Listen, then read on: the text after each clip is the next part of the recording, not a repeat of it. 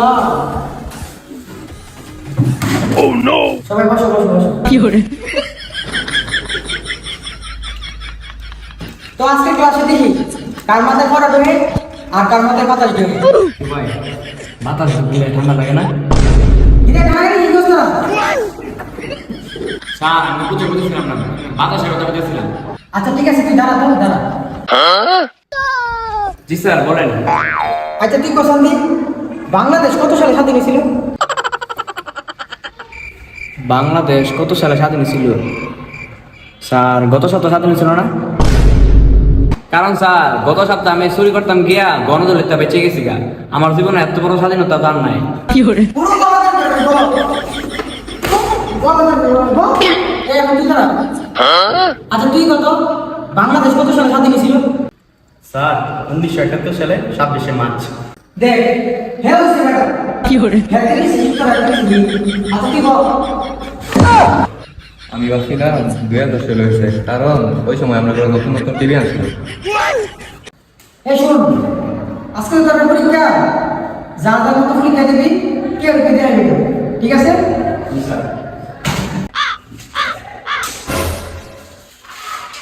এটা কি করে? সুন্দর করে পরীক্ষা দিবি, আর কেউ কিন্তু বলো কেউ দেয় না, ঠিক আছে? যদি দেখাস সুলা দাঁড় দিলা স্কুলে বাইরে দিবি, ঠিক আছে?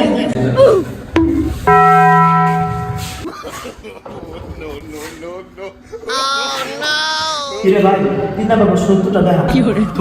নিজের নাম না উত্তর এক নাম্বার থেকে পেজ তুলে। Oh no! কিরে তোরা কি বলতেছস? স্যার কিছু না। রবীন্দ্রনাথ ঠাকুর ছিলেন একজন বিখ্যাত ফুটবলার। কিরে বিয়াদব, রবীন্দ্রনাথ ঠাকুর কি ফুটবলার ছিল? জি স্যার। কি করে? বলো তো তুমি। Oh no! আরে কিছুই তো পারি না, আজকে তো স্যার মাইরেই ফেলবে। তুই চিন্তা করিস না, এমন ভাবে গল্প মুখ স্যার ক্যান্সার ভালো মতো করবে। কিরে তোরা আমার বাপনের কথা বলি, আমি কিন্তু তোকে না দিলে সাবানটা দোলাদা দিব। স্যার আমি তো আমরা ইমোশন, আপনি আমরা ইমোশন লয়ে একটা কথা বললেন।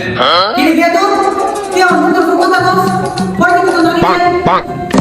স্যার এখানে কি ফুটবল খেলার পরীক্ষা চলতেছে নাকি? বাইরে বিয়াদব বাচ্চা পিও বাইরে। কি করে? তোমরা ভালো করে পড়াশোনা করো, তোমরা যদি ভালো করে পড়াশোনা না করো তাহলে হবো তো তুই হতে হবে।